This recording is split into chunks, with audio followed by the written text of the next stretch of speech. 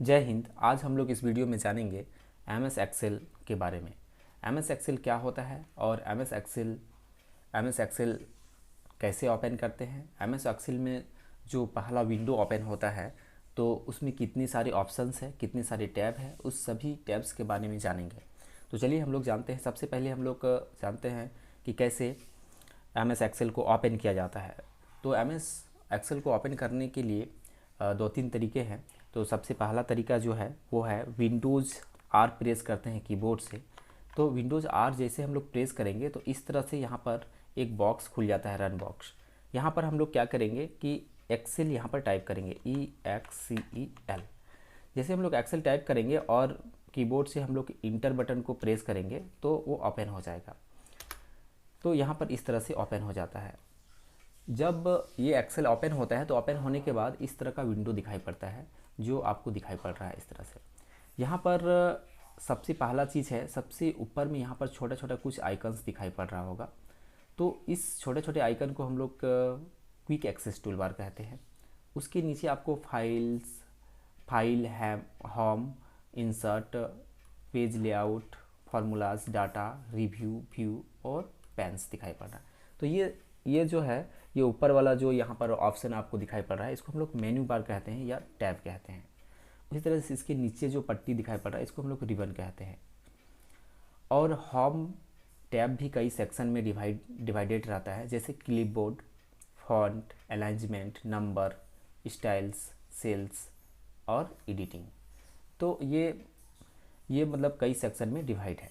इसके बाद हम लोग नीचे आते हैं यहाँ पर, तो इसको हम लोग कहते हैं नेम बॉक्स। जैसे हम ये माउस का पॉइंटर लेकर जाते हैं यहाँ पर तो ऑटोमेटिक यहाँ पर दिखा देता है इसका नाम, नेम बॉक्स। जस्ट इसके बगल में एफएक्स करके लिखा हुआ है, इसमें जो गैप है यहाँ पर हम लोग पॉइंटर को लेके जाते हैं तो यहाँ पर दिखाई पड़ता है इसका जो नाम है वो है फार्मूला बार। तो ये फार्मूला बार है। जस्ट इसके नीचे फिर आते हैं यहाँ पर, तो एक आपको इस तरह से ABCD के फॉर्म में दिखाई पड़ रहा है, एक लाइनिंग यहाँ पर, और नीचे एक लाइनिंग यहाँ पर दिखाई पड़ रहा है, 1 2 3 4 इस तरह से।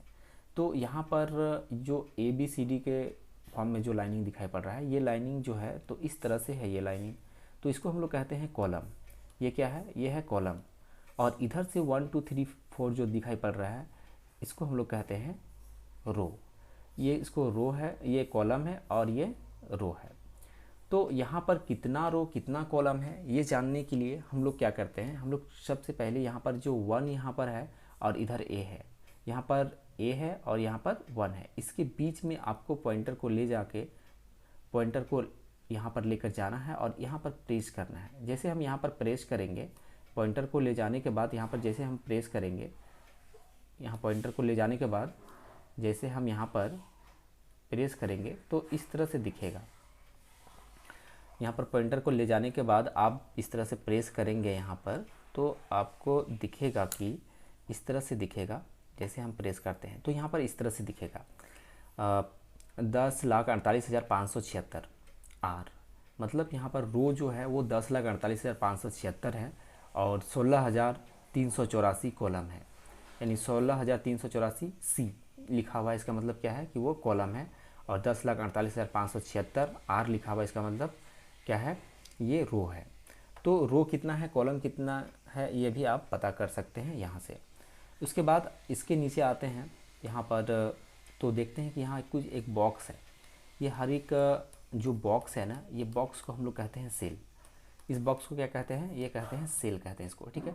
उसके बाद आप इस साइड में आते हैं तो यहाँ पर देखिए एक पेज को अप डाउन करने के लिए यहाँ पर एक स्क्रॉल बार मिलता है, ठीक है। तो ये ये स्क्रॉल बार है, यहाँ पर भी एक स्क्रॉल बार है, ठीक है। तो ये दो स्क्रॉल बार है यहाँ पर पेज को अप डाउन करने के लिए, वर्टिकल और हॉरिजॉन्टल। ये दोनों तरीके से आप स्क्रॉलिंग कर सकते हैं अपने पेज को।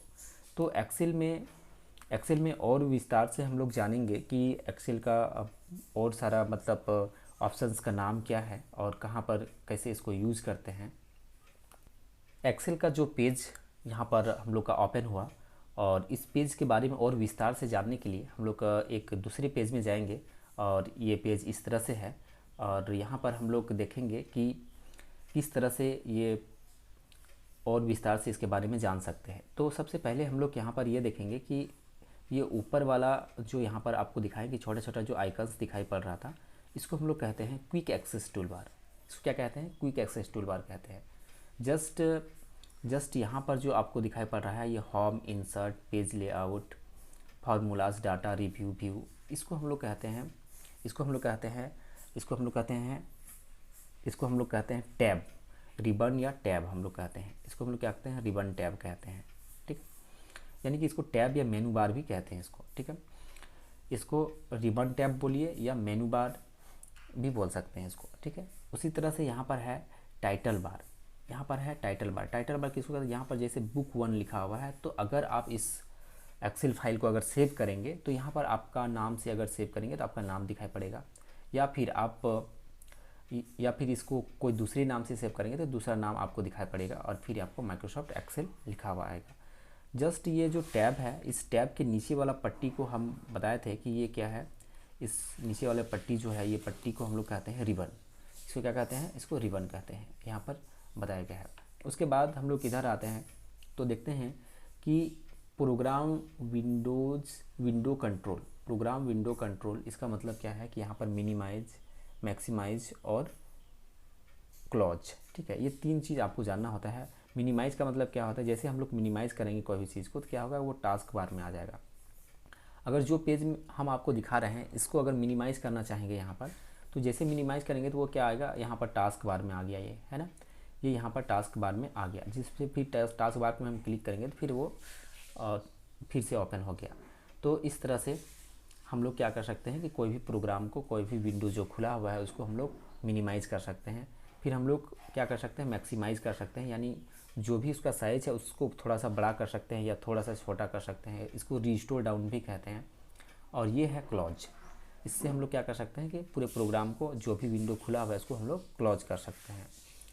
इसके बाद जस्ट यहाँ पर नीचे आते हैं तो देखिए सेम चीज़ यहाँ पर भी है, और ये सेम चीज़ का यूज़ जो है थोड़ा अलग है। ठीक है, दोनों सेम चीज़ है लेकिन यूज़ थोड़ा अलग है। वर्कबुक विंडो कंट्रोल, ये वर्कबुक विंडो कंट्रोल है। वर्कबुक किसको कहते हैं? तीनों सीट मिलाकर इसको वर्कबुक कहते हैं। यहाँ पर अगर आपको दिखाई पड़ रहा होगा सीट 1 2 3, ये तीनों सीट को मिला के हम लोग क्या कहते हैं? वर्कबुक कहते हैं। तीनों सीट को मिला के हम लोग क्या कहते हैं? इसको वर्कबुक कहते हैं। इस वर्कबुक को कंट्रोल करना है तो यहाँ से आप कर सकते हैं। जैसे आप इसको मिनिमाइज़ करना चाहेंगे तो देखिए ये मिनिमाइज़ हो गया, है ना, ये क्या हो गया? ये मिनिमाइज़ हो गया। अगर फिर इसको हम लोग मैक्सिमाइज़ करना चाहेंगे तो यहाँ पर देखिए मैक्सिमाइज़ का ऑप्शन है। जैसे हम लोग यहाँ पर क्लिक करेंगे तो मैक्सिमाइज़ हो गया। यहाँ पर हम लोग मिनिमाइज़ कर सकते हैं, मैक्सिमाइज़ कर सकते हैं। ठीक है, फिर हम लोग क्या कर सकते हैं? इसको क्लोज भी कर सकते हैं, तो क्लोज भी किया जा सकता है इसको, है ना। तो ये क्लोज भी हो गया। तो ये वर्कबुक के लिए है। और ये क्या है? ये है आपका प्रोग्राम के लिए, जो विंडो है पूरा एक्सेल है, इसको क्लोज करने के लिए है। जैसे हम इसको क्लोज में क्लिक करेंगे तो ये क्लोज हो जाएगा। मिनिमाइज में क्लिक करेंगे तो ये टास्क बार में आ गया। फिर हम इसको एक बार टास्क बार में जाकर इस आइकन में क्लिक करेंगे तो फिर ये ओपन हो गया। फिर ये मैक्सिमाइज़ है, थोड़ा सा मतलब उसका जो साइज़ है, वो विंडो का साइज़ वो बड़ा छोटा होता है। इसको रिस्टोर डाउन भी कहते हैं। देखिए रिस्टोर डाउन ऑटोमेटिक, ये पॉइंटर लेकर जाने से वहाँ पर ऑटोमेटिक उसका नाम शो होता है। फिर यहाँ पर क्लोज में जैसे हम क्लिक कर देंगे तो ये क्लोज हो गया। तो इस तरह से किया जा सकता है, इसका यूज इस तरह से होता है। जैसे हम लोग यहाँ पर दिखाई पड़ रहा है कि ये जो आपका वर्कबुक कंट्रोल है ये समझ में आ गया। इसके नीचे हम लोग आते हैं, यहाँ पर देखिए एक्टिव सेल और नेम बॉक्स, इसका 2 नाम है, एक्टिव सेल और नेम बॉक्स। एक्टिव सेल किसको कहते हैं? एक्टिव सेल का मतलब ये हुआ, कि यहाँ पर जो सेल है वो एक्टिव है, वो जो सेल है यहाँ पर वो एक्टिव है। एक्टिव सेल को हम लोग यहाँ पर भी देख सकते हैं। एक्टिव सेल यहाँ पर जैसे हम लोग ये पॉइंटर में कहीं पर भी कोई भी बॉक्स में क्लिक करते हैं तो ये एक्टिव सेल है। और इस एक्टिव सेल का एड्रेस यहाँ पर दिखाई पड़ रहा है इस नेम बॉक्स में, D4, यानी कि ये कॉलम क्या है? कॉलम D है। और ये रो क्या है इसका? ये रो है 4, इसका रो क्या है? 4 है। तो इसलिए यहाँ पर D4 दिखाई पड़ रहा है, यानी कि ये सेल के एड्रेस को बताता है। यहाँ पर ये नेम बॉक्स क्या बताता है? सेल के एड्रेस को बताता है। ये नेम बॉक्स है, या इसको हम लोग एक्टिव सेल भी कह सकते हैं। एक्टिव सेल का यहाँ पर एड्रेस दिखाई पड़ता है। तो ये चीज़ है।